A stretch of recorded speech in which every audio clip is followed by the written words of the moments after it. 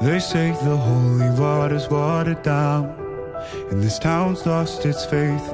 Our colors will fade eventually, so if our time is running out, day after day we'll make the mundane our masterpiece. Oh my, oh my love, I take one look at you, you're taking me out of the ordinary. I want you laying me down till we're dead and buried, on the edge of your knife, staying drunk on your vibe. The angels up in the clouds are jealous knowing we found something so out of the ordinary. You got me kissing the ground in a sanctuary, shatter me with your touch, oh Lord, return me to dust. The angels up in the clouds are jealous knowing we found hopeless hallelujah on this side of heaven's gate. Oh, my life, how do ya breathe and take my breath away? At your altar I will pray, you're the sculptor, I'm the clay. Oh my, you're taking me out of the ordinary. I want you laying me down till we're dead and buried, on the edge of your knife, staying drunk on your vine. The angels up in the clouds are jealous knowing we found something so out of the ordinary. You got me kissing the ground in the sanctuary, shatter me with your touch, oh Lord, return me to dust. The angels up in the clouds are jealous knowing we found something so heavenly, higher than ecstasy. Whenever you're next to me, oh my, what was it black and white until I saw your light? I thought you had to die to fight something so out of the ordinary. I want you laying me down till we're dead and buried, on the edge of your knife, staying drunk on your vine. The angels up in the clouds are jealous knowing we found something so out of the ordinary. You got me kissing the ground in the sanctuary, shatter me with your touch, oh Lord, return me to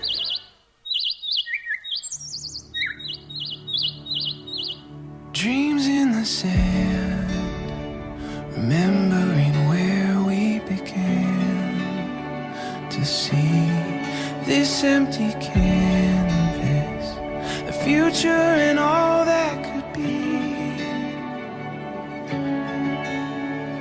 Shadows turning into light, our eyes open wide.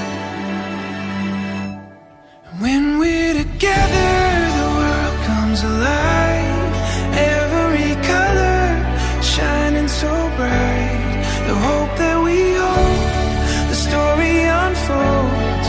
Together we find we'll get there one day at a time. Up in the clouds, reaching the stars from the ground. Lost in this garden, embracing the place that we found. Shadows turning into light, our eyes open wide. When we're together, the world comes alive. Every color shining so bright. The hope that we hold, the story unfolds.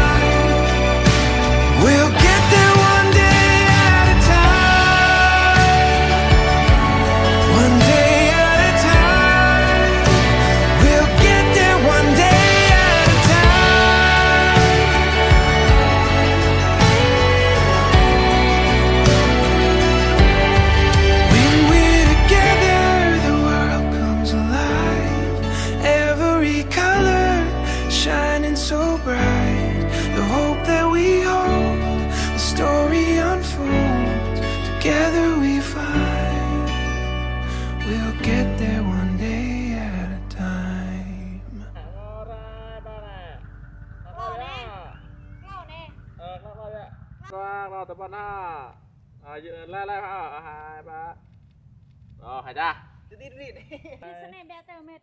Cik biasa dah nah. Ngan cak tumpan nak. Ngan cak tumpan ni. Ni. Nak. Tak lah, tak apa tak apa ya. Getulnya, bang, kanan naik, getulan, totalan. When we're together, the world comes alive. Every color shining so bright. The hope that we hold, the story unfolds. Together we find. Here in the mystery of moments we made. Every memory like words on a page. The hope that we hold, the story unfolds. Together we find. We'll get there one day at a time. One day at a time. We'll get there one day at a time.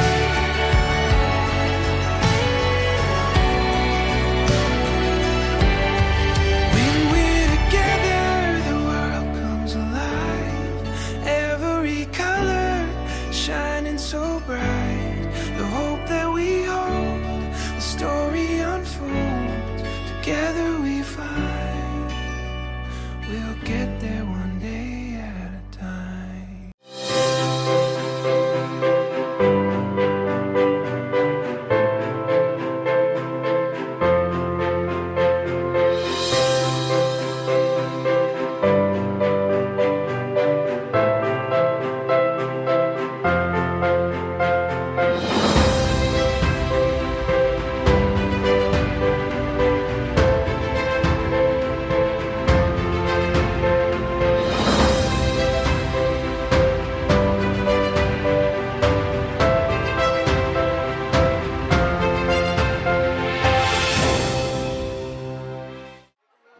Along ko kopi bang gerung joy met nong yong day aya. Lam mit mong pusang rembit hang pop gerbing gemai. Tok biak mit mong teng telepon hak fabrik ketua jo. Rekai penai. Rahlan tuit ke pusang cepci arpan nong lah. Fabrik kesorblik pelang tu kasang no. Tua cur ke penai pelabrik kesang sing sak nah by phone nui. Rembit hang tepul plah gong teng gerbing gemai. Tuih rekau met nong yong day aya. Rai curuh tok kegelai ke jelanti. Biak mit mong yak hak lebing tamut cai pi magelam nebe. Kiang maak rebit hang telekat tua kenyo. Kerkemen kiang ribung wak fabrik kedua cur ke benai pernah bom tar bat nau. Jok tui berimbung pusang limam itlah ke pi pang gerun joy. Mak rak jak yau. Rak batau tuh rekau pi pang gerun joy bingta tu dan.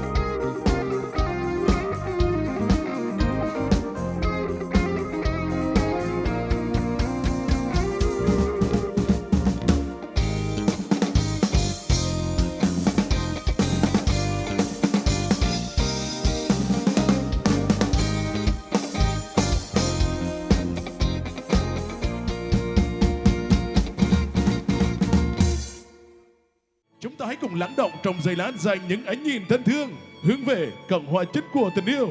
Xin mời một cặp đôi uyên ương trai tài gái sắc với khuôn mặt mới nhất trong trang phục lộng lẫy nhất. Đó chính là đôi Tuấn Lan và Tân Gia Nhân.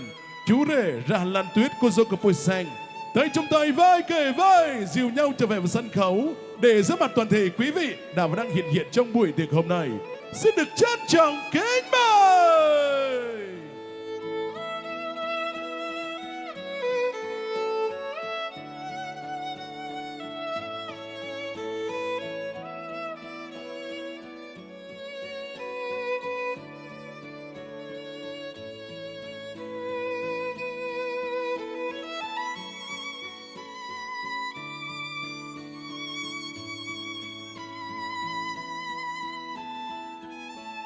Quý vị ơi, chúng ta hãy nhìn kia kìa. Thật đúng là cô dâu có đôi má hồng hồng bước bên cạnh chồng, thật là hạnh phúc biết bao. Tình yêu có từ nơi đâu? Tình yêu có từ đôi ta đi qua năm tháng đợi chờ mới có được hạnh phúc trọn vẹn như ngày hôm nay.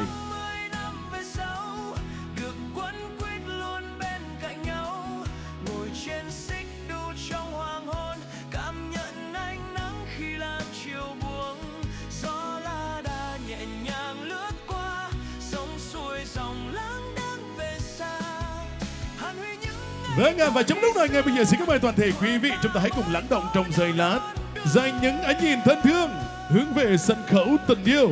Đừng quên để chúc mừng dành tặng cho cô dâu chú rể đây một tràng pháo tay thật là nồng say để chúc mừng. Luôn luôn là thế quý vị, con người ta thì có tổ có tông nhưng cây có cội như sông có nguồn. Cây có gốc mình trồi xanh lá, sông có nguồn mới có biến cả sông sâu. Cô dâu của Pui Sang được sinh ra và lớn lên trên mảnh đất làng Bạc 2, Yafin, Kiprong Gia Lai yêu dấu. Cùng sinh duyên với chú rể Ra Lan Tuyết rất là tự hào là người con người cháu của mảnh đất làng Bạc 2, Yafin, Kiprong Gia Lai. Hôm nay đây vì một chút tình duyên của đôi bạn đã thắt chặt lại mối tình thông gia với nhau. Vì thế trong ngày vui trọng đại này cho phép Blix trân trọng giới thiệu và kính mời về phía nhà trai có ông Ra Lan Pan và bà Ra Lan Hiang là bố mẹ của chú rể Ra Lan Tuyết. Trân trọng kính mời ông bà trở về với sân khấu để thể hiện tình thân này. Xin được trân trọng kính mời. Rất vui mừng được viết chung tên trên cánh thiệp hồng của ông bà Ra Lan Loet cặp Pui Xuân là bố mẹ của cô dâu cặp Pui Sang. Trân trọng kính mời các bác trở về với sân khấu để có những đôi lời phát biểu với toàn thể quý vị đã và đang hiện diện trong buổi tiệc hôm nay.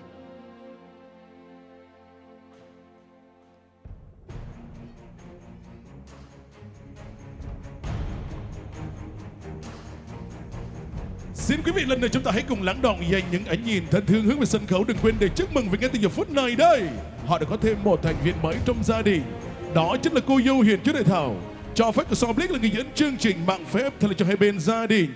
Xin được tuyên bố buổi lễ tân hôn mừng hạnh phúc cho chú rể Ra Lan Tuyết, cô dâu của Pui Sang. Xin được phép bắt đầu.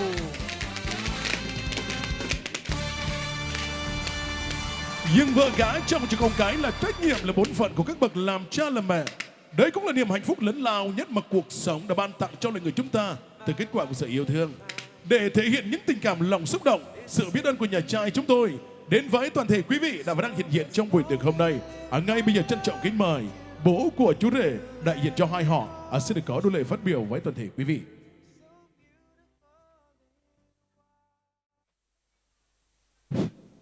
Alo. Lung lâu của bên bi băng mệt và hoạt động tơi hoặc là tay và game người số bằng qua các sáng nọ mở phạ bằng hơi này yang người số hùa ác bi băng có hẹp lỗ yang cho sức khỏe bạn bè hoặc đưa mình ta được không? Hang teleponi ke gal yom yama yang mereka pi bang yom teh bingta retro lenteng yang akan pit hang tempah penyiap non mereka phung vang bingta nomor pit opa mereka Savot hang telai pah tengan prong pren. Đi khắp thế gian không ai tốt bằng mẹ, gánh nặng cuộc đời không ai khổ bằng cha. Có được hạnh phúc trọn vẹn như cô dâu chú rể giây phút trọng đại này không thể quên được ân nghĩa sinh thành đến từ người cha người mẹ. Bây giờ thể hiện điều đó, xin mời cô dâu chú rể sẽ được cầm 2 ly rượu đầu tiên và dâng lên mời bố mời mẹ bên nhà trai trước.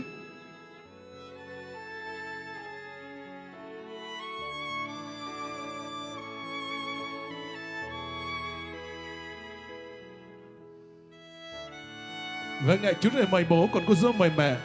gia đình của mình cùng nhau hướng vào nhiếp ảnh gia quay phim camera để lưu lại những tấm hình hạnh phúc cùng với bố, cùng với mẹ.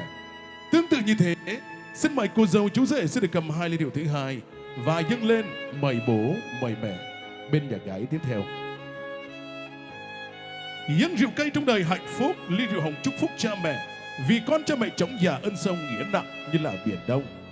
Bây giờ xin được trân trọng kính mời chú rể trở lại với vị trí ban đầu và xin kính mời các bác tiến lên phía trước một bước, đối diện với nhau, xích gần lại nhau cùng ly để siết chặt mối tình trong gia đài. Nào, chuẩn bị, sẵn sàng bắt đầu. 1, 2, 3, xin chúc mừng. Cho phép cái clip là người dẫn chương trình, là người tô điểm thêm niềm hạnh phúc dành tặng cho cô dâu chú rể thêm dâng đầy. Kính chúc cô dâu chú rể trăm năm hạnh phúc.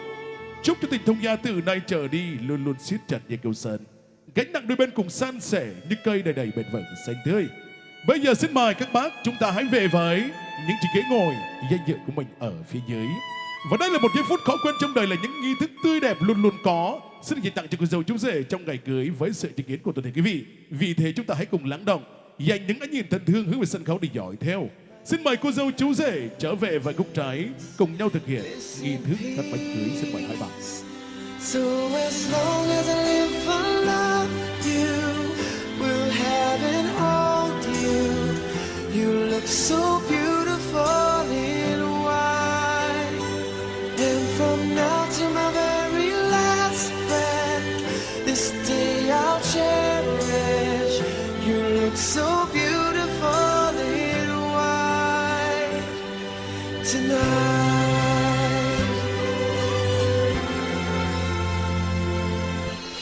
What we have is timeless, my love is endless, and with this ring I say to the world, you're my every reason, you're all that I believe in.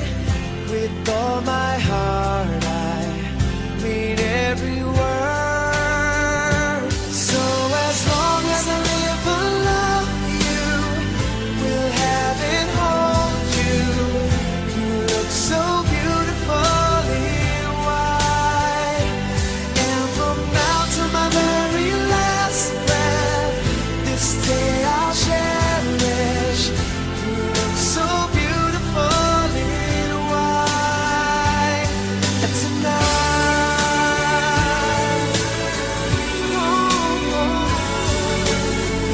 You look so beautiful in white.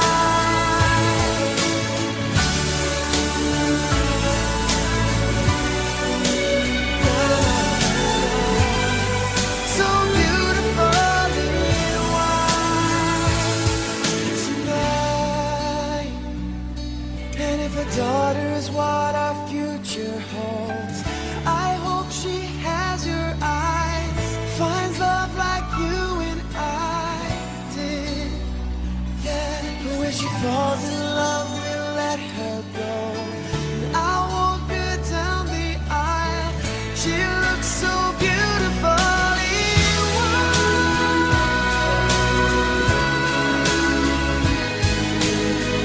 You look so beautiful in white. So as long as I live I love you, will have and hold you. You look so beautiful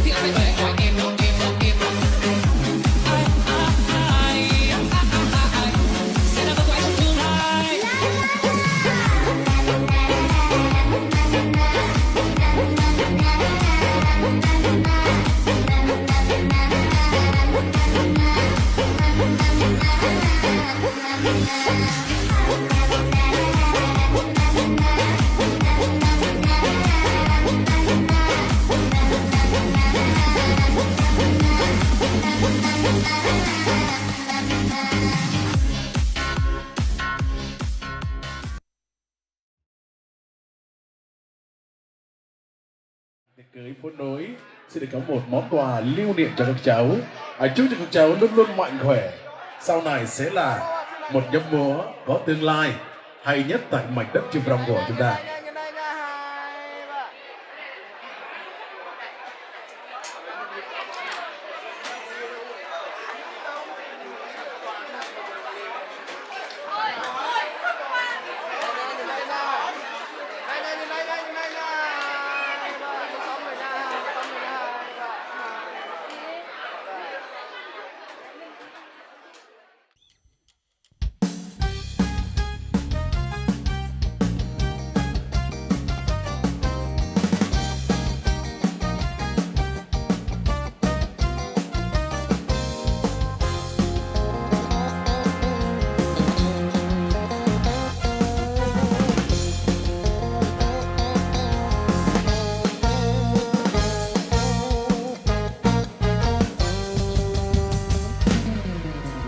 Tình có lúc khiến ta buồn chán, muốn quanh tay quên mất chán mà ngồi đêm những nếp nhang hương trắng nhắc cho ta một thời yêu nàng.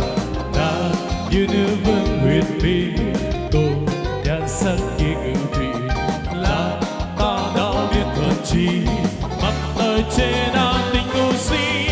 Ôi tình yêu giống như cần mê. Yêu làm chi giữ thêm ê chề, yêu người nên có thật cho ta, bởi yêu mà ra. Trăm lần yêu chẳng cho ta vui, đêm nằm nghe trái tim ngậm ngùi. Ôi tình yêu giờ qua đi thôi, giờ qua đi thôi.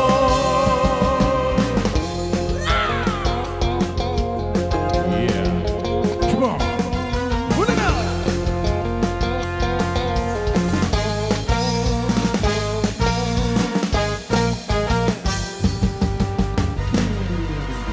Tình con lúc khiến ta buồn chán, muốn quanh tay quanh mặt trăng mà ngồi đêm những nếp nhăn gương trắng nhắc cho ta một thời yêu nàng.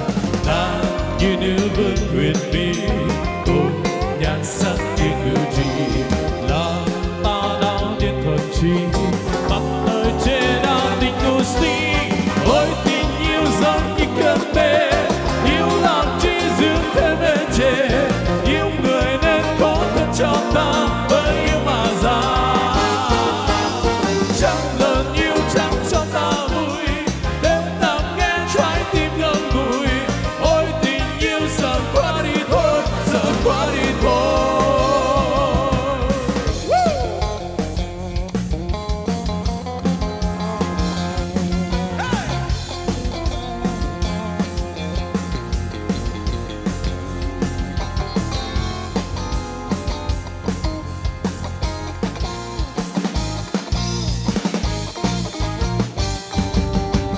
Ôi tình yêu giống như cơn mê, yêu làm chi giữ thêm ê chề, yêu người nên có thật cho ta, bởi yêu mà ra. Trăm lần yêu chẳng cho ta vui, đêm nào nghe trái tim ngậm ngùi. Ôi tình yêu giờ qua đi thôi, giờ qua đi thôi. Ôi tình yêu giống như cơn mê, yêu làm chi giữ thêm ê chề, yêu người nên có thật cho ta, bởi yêu mà ra. Trăm lần yêu chẳng cho ta vui, đêm nào nghe trái tim ngậm ngùi. Ôi tình yêu giờ qua đi thôi, giờ qua đi thôi.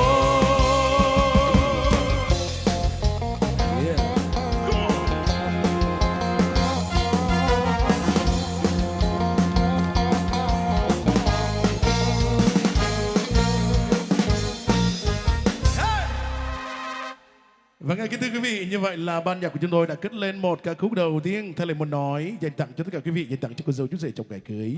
Còn bây giờ chúng ta sẽ chào đón Ama Thiệp. Xin mời Ama Thiệp trong sân khấu để tiếp cận micro của chúng tôi, cất lên một bản tình ca gửi tặng tới tất cả quý vị, dành tặng cho tình yêu của đôi bạn trăm năm hạnh phúc. Xin mời.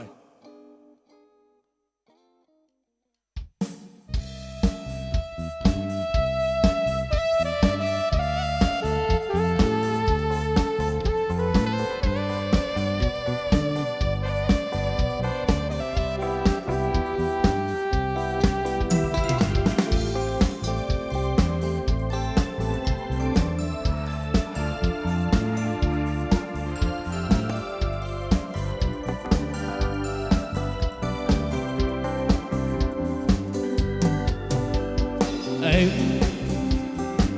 cuộc tình đó vẫn chờ em. Do dù mình cách xa ngàn trông, em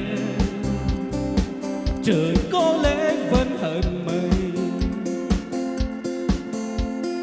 Mây đều đêm ánh sáng mùa xuân. Sao tôi vẫn còn nhung nhớ nụ cười? Sao tôi vẫn còn âu yếm kỷ niệm? Em nghe không từng nhịp tim rất bồi hồi. Cho tôi xin thỉnh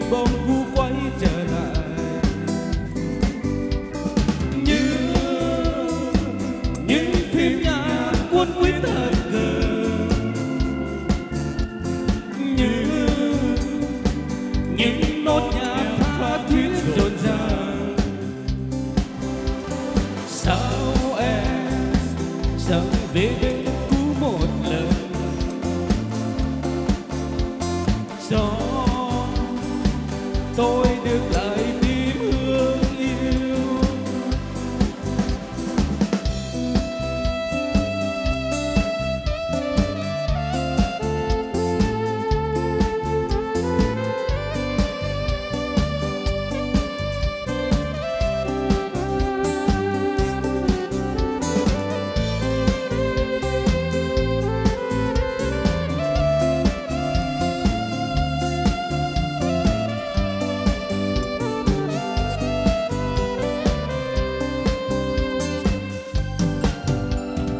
Em cuộc tình đó vẫn chờ em, cho dù mình cách xa ngàn trùng. Em trời có lẽ vẫn hận mây, mây quên đêm ánh sáng mùa xuân.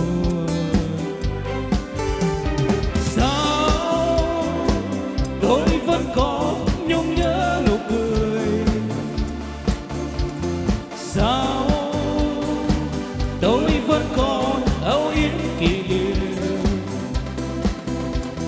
Em nghĩ không từng nhịp tim rất bồi hồi, cho tôi xin hình bóng cũ quay trở lại.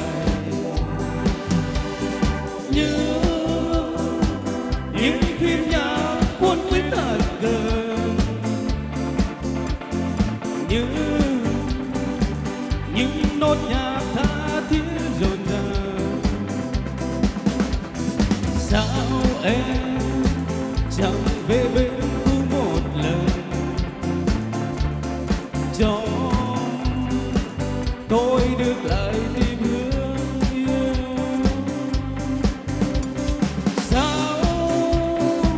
Tôi vẫn còn nhung nhớ nụ cười, sao tôi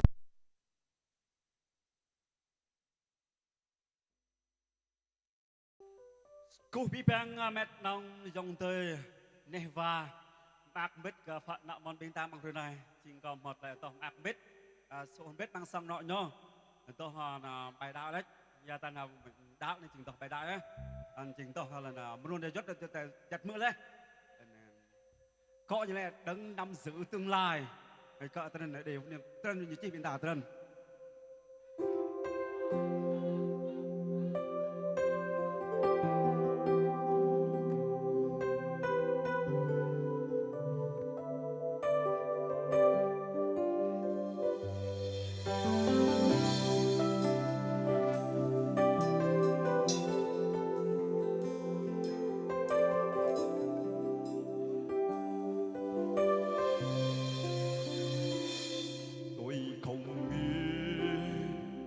ngày mai sẽ thế nào, tôi chỉ sống với mỗi một người. Tôi không mơ ăn mặn đời sắc người nơi trời ấy đổi thay nâu. Tôi không lo tương lai sẽ ra gì, tôi đã nghe tiếng Chúa tỏ tiếng. Tôi đang đi bên Giêsu Giô-na vì Ngài biết trước mỗi một người tương lai tôi còn có bao nhiêu điều tôi không biết.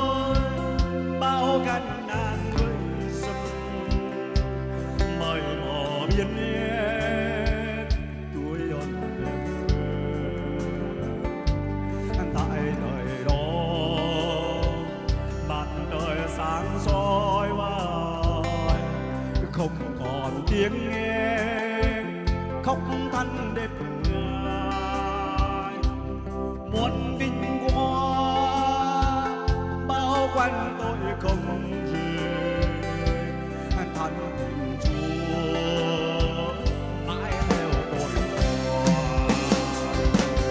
đường này còn có bao nhiêu điều tôi không biết đã lo làm sao bay tôi biết đắm nắng tương lai mình và tôi biết ai đang dần dần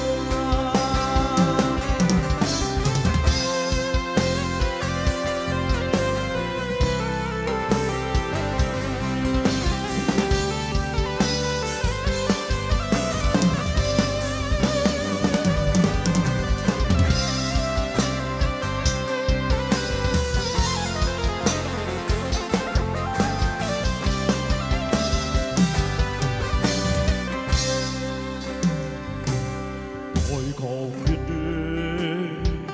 ngày mai sẽ thế nào hoặc nghèo khổ hãy luôn non lành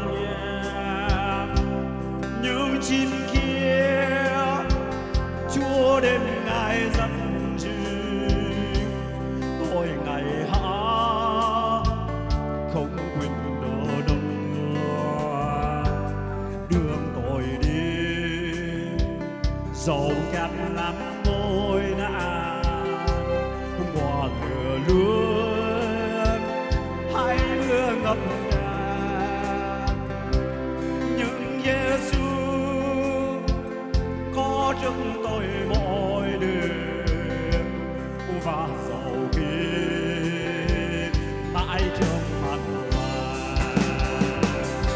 tương lai tôi còn có bao nhiêu điều tôi không biết đã lo làm sao bởi tôi biết đón nắng tương lai mình và tôi biết ngày nào rất rất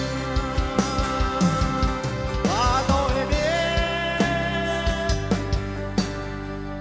ngày đang rất rất